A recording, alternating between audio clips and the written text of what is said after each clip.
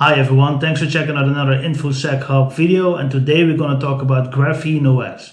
And GrapheneOS is a privacy-focused and security-focused operating system for your smartphone. As far as I know, the Pixel series of Google support these, but on the website you can find more about all the models and makes that they support.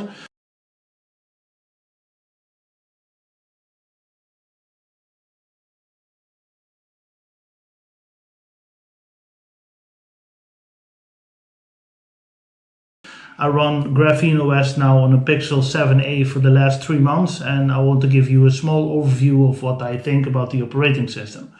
Well, first of all, your smartphone is the biggest tracking device that you have in your pocket. It can record voice, it can log your GPS locations, it can track you with the use of your IP address, and better to say your MAC address. And your MAC address is your hardware address of your network card inside. This has a Wi-Fi and also a 5G chip in it.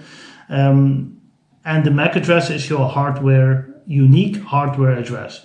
So you can imagine that if an app, for instance, tracks this, it can follow you through the country and maybe even on continents. It really depends.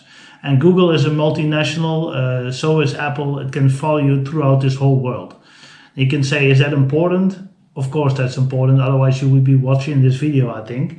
Another thing that I really noticed, I have two profiles. This green profile is the safe profile, so I have this profile when I'm at home, basically.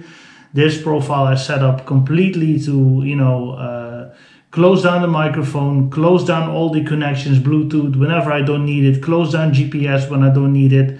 Only when I open up an app, but I do that outside this profile, then I will enable it. Just for the purpose, I will use this piece of hardware. That being said, I have two profiles on this phone.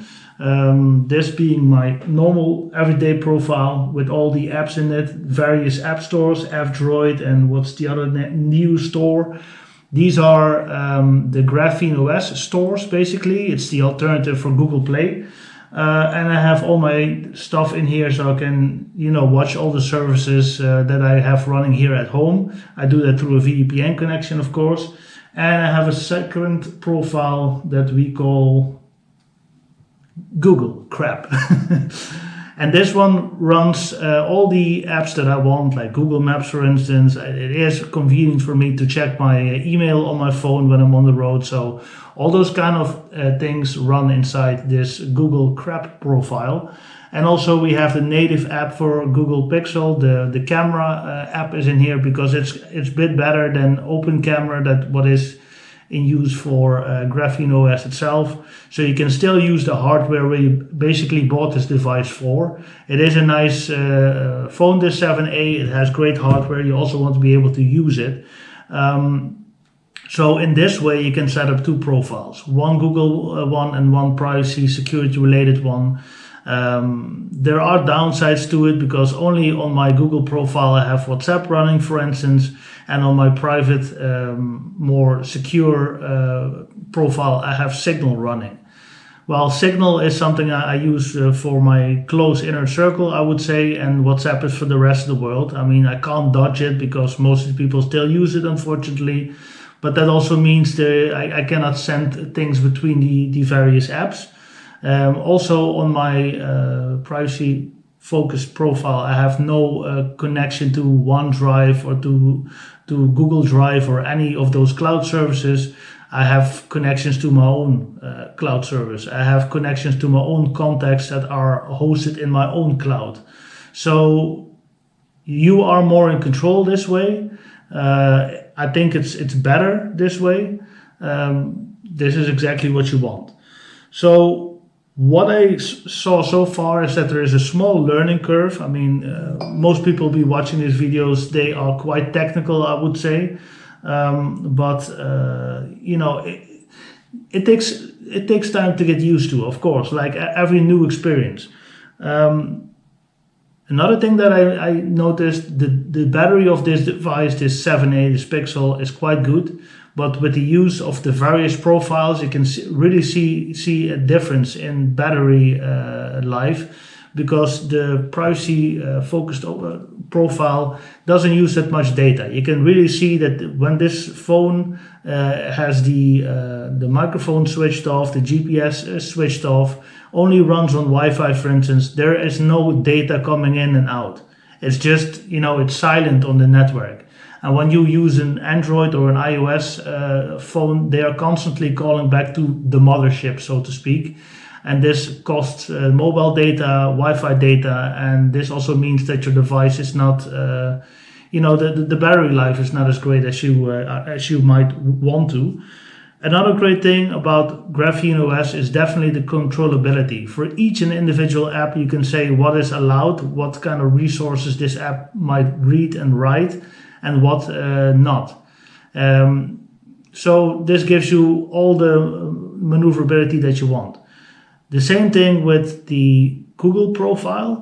You can set Google Play services. That's basically the core of the whole experience, because you can update apps, you can update the OS, you can have all these great Google services. You can use them that way, but you can also run it inside a sandbox. So you run it and it's not able to go to other applications. You can really have full control over your phone, and that's exactly what you want. The downside of all of this is that certain apps might not work.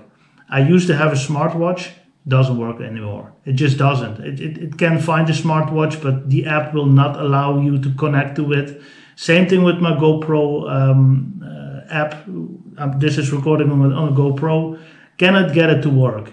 Might be something that I'm overlooking, but I already tried a lot, also with app permissions and with the permissions for Bluetooth and GPS. The GoPro also has a GPS. My phone has a GPS, but we're not able to find each other in some kind of way. So this might be an issue. Maybe by the time we're watching this video, I already solved this issue, but I haven't found the cure for it yet. So you might have to ditch your smartwatch. Maybe not. You can still maybe use your old phone in combination with your smartwatch. Could be a solution, but who wants to carry around two devices, right? So, this is basically the introduction of GrapheneOS and my experiences. I really would say give it a try, definitely. Especially when you just have a new phone out of the box. You go to the website. You plug your USB drive in your computer, and on the other end in your smartphone.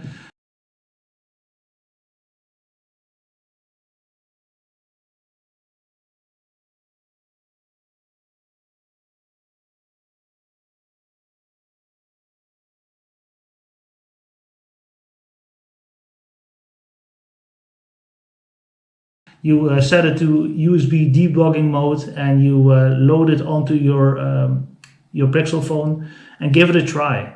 The website gives great information about how to use it, what to look for, what kind of settings you can use. It's pretty well documented. Updates come almost on a weekly basis. So, the community behind it, this open source platform is quite good. A lot of people face the same issues in their daily life as I do. One of the biggest things and eye-openers was for me when you go out with friends one evening and you talk about certain topics, and very soon the next day you see recommendations within YouTube about the same topic, right? That's just, one-on-one is two, right? And we don't want that. There's a time for being online, there's a time for using online services, but there's also time to keep certain conversations private, I would say. Not everything needs to be recorded or put on the internet, as far as I'm concerned. But I'm very, very happy with it. It's only been 3 months, and I look forward to the next 3 months. I might give an update in a couple of months.